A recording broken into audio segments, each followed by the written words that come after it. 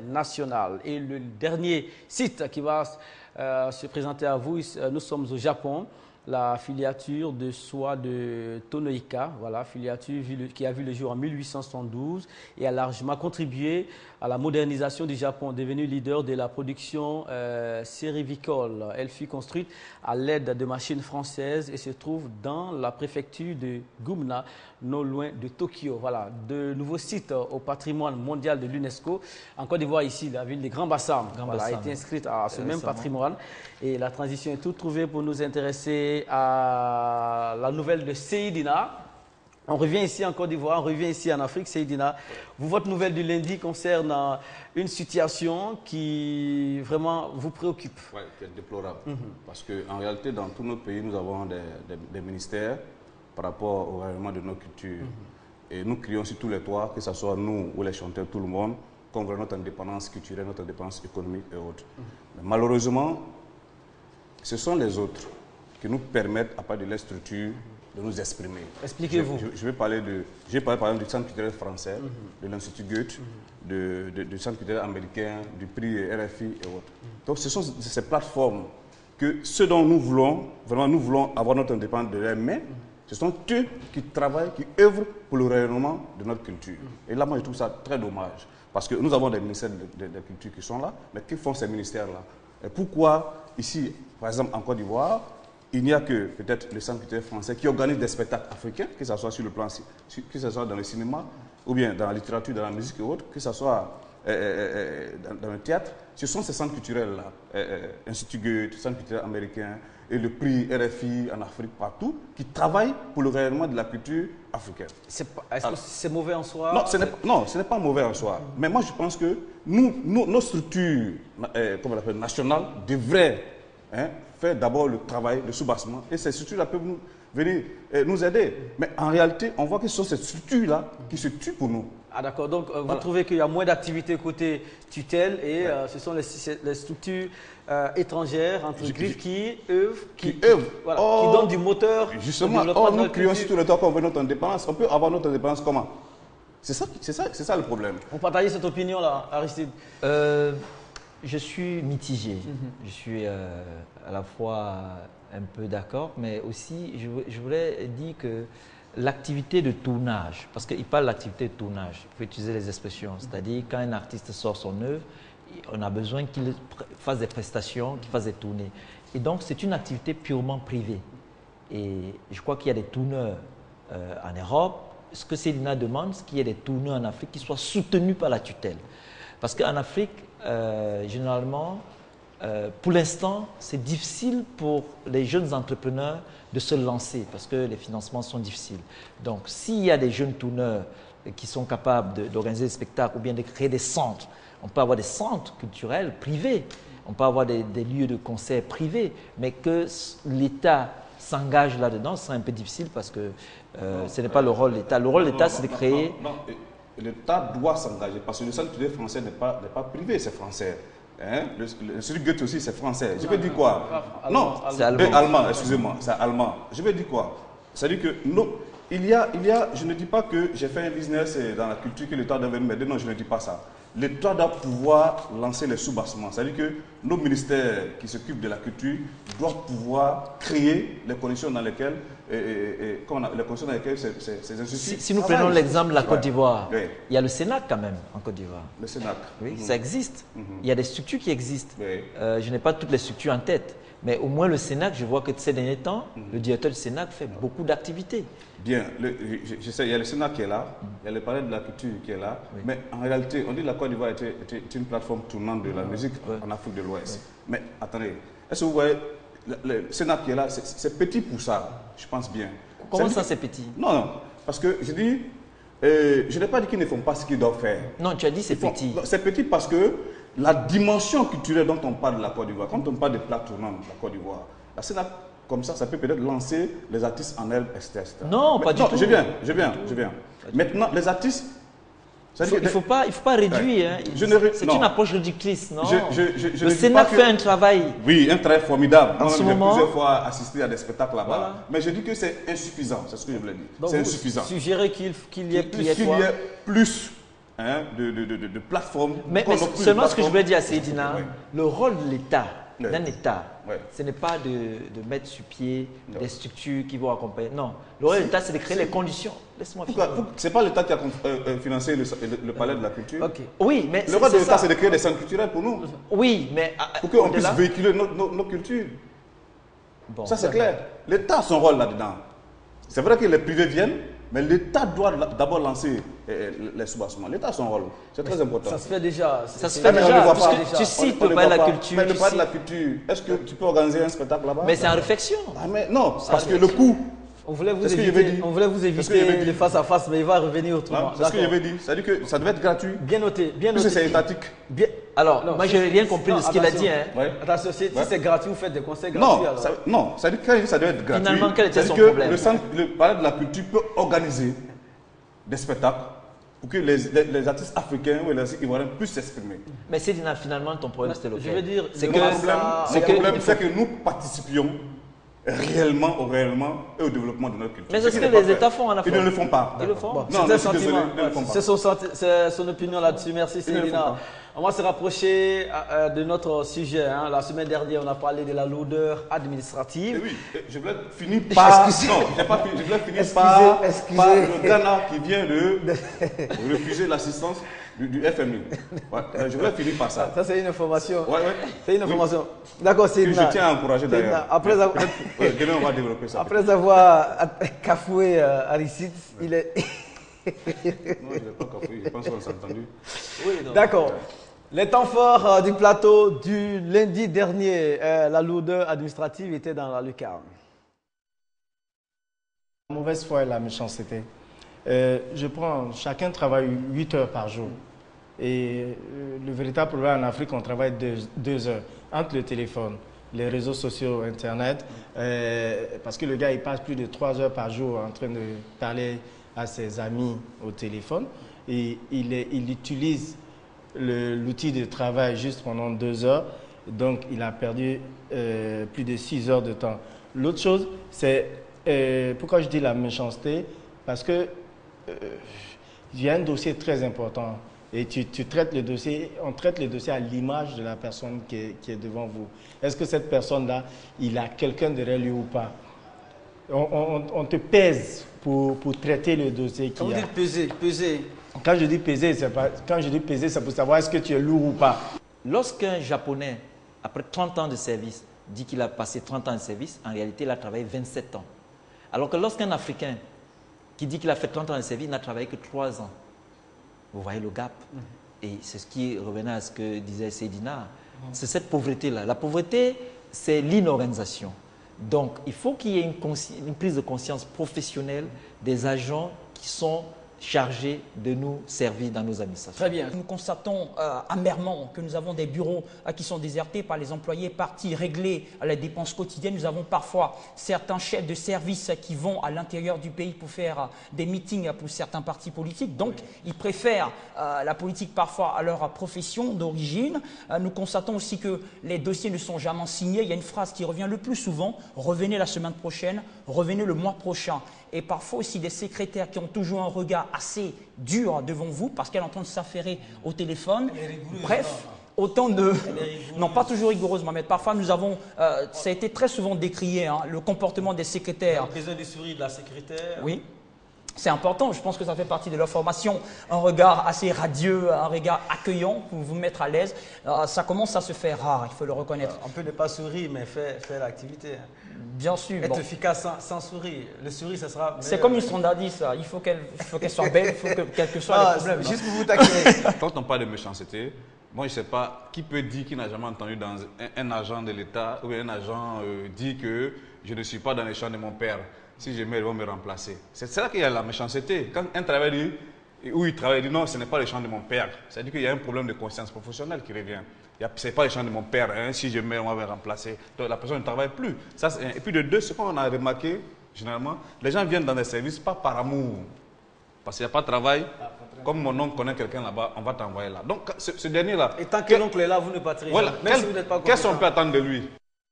Voilà, la question reste posée. Rappel, hein, Diop est à Bamako, il est en voyage, il sera là certainement avant la fin de cette semaine ou la semaine prochaine. C'est Seydina qui l'avait fait fuir. Non, non, pas du tout. Pas du tout. Parce que depuis un certain temps, il s'assoit à côté de Seydina. Patrick, les secrétaires vous attendent. Ça, c'est clair. Effectivement, je les aime. Qui aime bien châtie bien. Les secrétaires vous attendent, Patrick. Voilà, qui aime bien châtie bien. Vous voulez leur sourire, elles vous attendent. Alors, l'état des lieux, avant de commencer le débat du jour, nous sommes dans l'égalité dans la fonction publique, l'égalité d'accès à la fonction publique sur les continents africains. Est-ce que c'est une priorité? Voilà, vos arguments, vos téléphones et aussi vos preuves, parce qu'il y a des expériences qui vont nous édifier tout de suite. Alors, l'état de lieu, Patrick, vous avez fait attention à la discrimination dans le monde du travail en général. Oui, c'est vrai. La semaine dernière, nous avons parlé de céphonisme, que nous avons défini comme le favoritisme et la discrimination, ce qui nous amène aujourd'hui à définir au sens large du terme qu'est-ce que c'est que la discrimination. Il faut retenir que la discrimination au sens large est définie comme étant un traitement illégal et défavorable à l'égard d'une personne ou d'un groupe de personnes en raison de différences par rapport à d'autres individus placés dans des situations comparables. Ces différences peuvent prendre diverses formes, comme par exemple une origine, une religion différente, une ethnie différente, et tout ça. Ceci montre que un parti politique différent. Un parti politique différent, exact. Un courant de pensée différent. Voilà, c'est ça. Les différentes formes de discrimination. Alors oui, ceci aussi nous amène à étudier les différentes formes de discrimination. Cela s'inscrit déjà par un premier type de discrimination qu'on appelle l'origine ethnique ou nationale, ou la race, ou la couleur, ou même la langue. Alors je vous explique, chers téléspectateurs, dans ce cas, le traitement différent résulte d'un dispositif ou d'action menée qui désavantage les gens qui viennent d'autres pays et par conséquent ont une langue, une culture, une apparence différente des personnes, des patrons qui se retrouvent sur place. Nous avons comme deuxième type de discrimination le choix de sexe.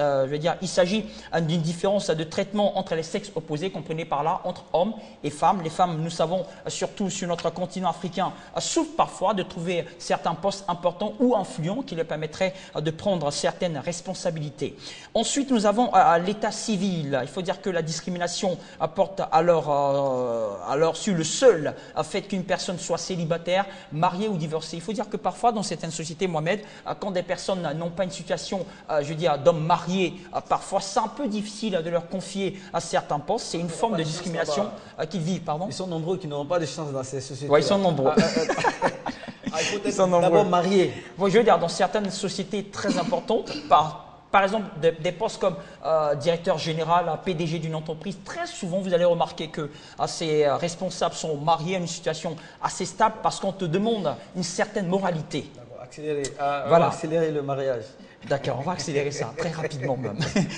Nous avons comme quatrième type de discrimination, avant-dernier type de discrimination, l'âge. Le traitement indifférent résulte d'une différence d'âge. Parfois, quand on est trop jeune, c'est un peu difficile d'avoir des postes importants. Nous allons terminer aujourd'hui avec les convictions politiques ou religieuses. Comme il y a une multitude de religions dans le monde, certains ont tendance à ne pas accepter les personnes qui n'ont pas les mêmes convictions religieuses et aussi des convictions politiques. Ceci est à la base aussi d'une certaine forme de discrimination. Merci beaucoup. On passera de l'autre côté tout de suite. 22 42 54. Vous pourrez nous interrompre à chaque instant et porter votre regard sur les sujets. On pourra prendre que quelques coups de fil parce qu'il nous reste 9 minutes et nos chroniqueurs vont jeter les dés aujourd'hui. Demain, on sera plein dans le sujet et dans le détail. À tout à l'heure. On garde le contact. Lundi. Afrique, l'égalité d'accès à la fonction publique est-elle une priorité? Mardi, Afrique, promouvoir l'égalité d'accès à la fonction publique.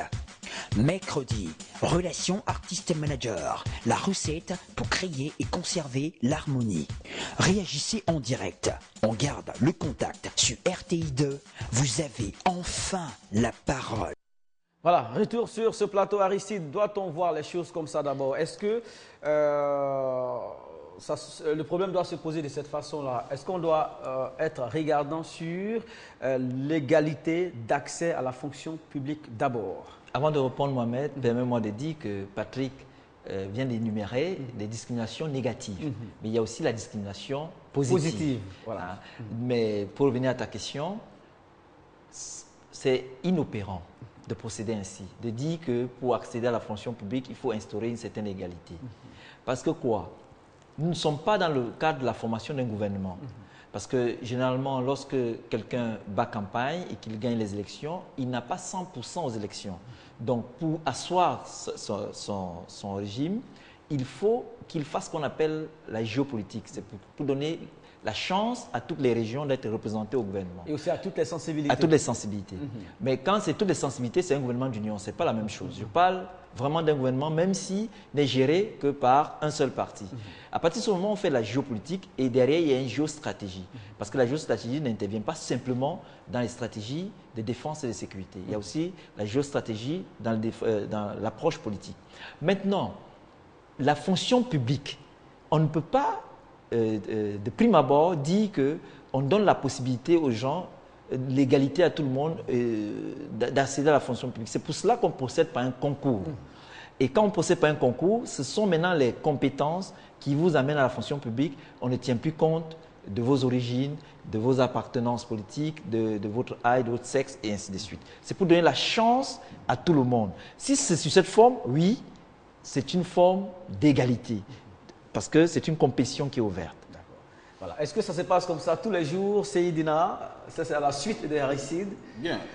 Moi, je pense qu'il a touché au problème en parlant des concours pour pouvoir entrer à la fonction publique. Ça, c'est réel. Maintenant, le problème, est-ce qu'après ces concours-là, il n'y a pas d'autres manipulations, d'autres dessous de table pour faire encore des tris pour que les uns et les autres favorisent d'autres? Peut-être que c'est de ça qu'il est question. Très bien. Revenons, on va revenir tout à l'heure. Yamoussoukro avec M. Doubi. Il est au 22 42 54. Bonjour, monsieur. Bonjour, monsieur. Merci d'être avec nous. Êtes-vous... Je vous en prie. Voilà. Merci vraiment pour l'émission. Je suis en direct. Et donc, je voudrais vraiment savoir comment est-ce que le ministère lance les concours sur Internet. On consulte les boîtes vocales. Sinon, les boîtes électroniques... on ne s'y trouve aucune information, mais on apprend par les ondits que le concours est fermé. Pourtant, je suis dans une ville comme Yamoussoukro où la fonction publique est représentée. Il n'y a aucun courrier qui arrive ouvrant un quelconque concours. Et donc, je vous suis, j'accorde vraiment du crédit à tous ceux qui... Merci beaucoup. Merci. Une autre préoccupation. D'ici, bon, nous sommes encore là demain. On prendra cette information pour vous. Il s'agit de M. Doubi depuis Yamoussoukro, c'est ça? Merci. Il a touché même mon point de vue, parce que souvent les concours sont lancés, mais les uns et les autres ne le savent pas. Mais est-ce que ce n'est pas une politique aussi pour pouvoir favoriser d'autres aussi? Est-ce que vous comprenez? Parce qu'il y a ça aussi qui est dans le ceux qui sont dans le sillage... Parce qu'il y a d'autres qui sont dans le sillage, ils appellent les frères, les soeurs et autres. Ah, le concours de temps est lancé, allez déposer vos documents, etc. Est-ce que ce n'est pas une autre forme de pouvoir gêner l'égalité d'accès dont on parle? Ça, c'est un. Et l'autre point que moi je voulais aborder, c'est l'éducation. Je pense que chacun de nous devrait être éduqué du fait que si un des frères est nommé dans un poste, il n'est pas nommé pour la famille, mais nommé pour le pays. Et que ce frère aussi soit aussi éduqué pour dire que s'il est dans ce poste, il n'est pas le plus intelligent de la nation. Peut-être c'est une chance pour lui, mais il n'est pas là pour sa famille, il est là pour tout le monde. Je pense que si on est éduqué dans ce sens, ces injustices vont vraiment diminuer. Ouais, si on suit le raisonnement des Aristides, on peut se retrouver dans un service avec plusieurs personnes appartenant à la même famille, au même village et tout ça parce qu'ils méritent d'être là. Étant compétents. Mais il y a des pays qui ont jugulé ce problème. Il y a des pays où, jusqu'à date récente, on mettait sur ton extrait d'acte de naissance ton ethnie. Ce n'était pas fait pour traquer les gens. Et même quand vous entrez à l'université dans ces pays-là, on met votre nom, votre numéro matricule et on met un signe qui indique votre province d'origine. C'est pour éviter que les enfants d'une même province ne se retrouvent tous premiers d'un concours. C'est pour cela que quand on se rendra compte que, par exemple, au Poudi Ouest, il y a beaucoup d'enfants de l'Ouest jusqu'à un certain quota, même si ils ont de bonnes notes, on fera en sorte de prendre les enfants d'une autre province. Ça existe dans les autres pays. C'est ce que j'appelle la discrimination positive. Et dans ces pays-là, on a même autorisé à une certaine époque certains enfants d'une province qu'on estimait en retard sur le plan éducatif d'entrer dans les écoles normales d'administration avec le BEPC. C'est ce qu'on appelle la discrimination positive. Et je crois que c'est pour permettre à tous d'avoir les chances d'arriver à la fonction publique. C'est ça que j'avais parlé à un moment d'école régionale. Il faut que dans toutes les régions, il y ait des écoles pour pouvoir donner la chance à tout le monde, parce que c'est la base. Si depuis l'éducation, sur le côté de l'éducation, tout le monde n'est pas sur les mêmes dons de chance, etc., obligatoirement, arrivé au sommet, il aura problème. Voilà. Alors sur la toile, retrouvez les internautes, Patrick, qui sont très nombreux. Nous sommes à près de 10 000 abonnés. Alors aujourd'hui, on va prendre quelques réactions seulement. D'accord, nous allons prendre juste 3 réactions qui va conclure, je veux dire, qui va globaliser la majorité des réactions. Je n'ai obtenu jusque-là. Pascal Chocotti, il est béninois. Non, l'accès équitable à la fonction publique n'est pas une priorité pour nos gouvernants. Ceux qui nous dirigent font tout possible pour placer leurs frères, cousins, de toute façon leurs proches. Moi, je suis béninois et ce qui se passe est extrêmement grave. On a organisé un concours de recrutement à la fonction publique où les gens qui n'ont même pas composé sont déclarés admis. Il a fallu une grève générale des syndicalistes pour forcer la main au gouvernement à invalider le concours. Une fois le gouvernement a validé, les grèves ont continué et le gouvernement, ne pouvant plus, a été obligé d'annuler ce concours malgré lui. Omar Bomba, pour ce sujet, pour moi, sur ce sujet, l'égalité n'existe pas, n'a jamais existé et ne risque surtout pas d'exister. Ça c'est fort, c'est vraiment Bamba. Très fort. Hein. Nous allons terminer avec la réaction de M. Théorafal Balou qui dit « Pour ne pas faire de favoritisme, l'égalité doit être une priorité pour des personnes ayant déjà les mêmes diplômes, les mêmes droits leur sont attribués, donc méritent d'être au même pied d'égalité. L'Afrique doit remettre à son mépris les places du concours aux méritants sans distinction de classe sociale. » Alors, il y a beaucoup de réactions. Nous remercions tous ces internautes qui ont réagi à ce sujet. Demain, ces réactions seront relayées et la suite du sujet vous sera proposée. Merci à tous et à toutes d'être venus. Vous retrouverez ce programme sur l'application mobile de la RTI. Voilà, à tout à l'heure.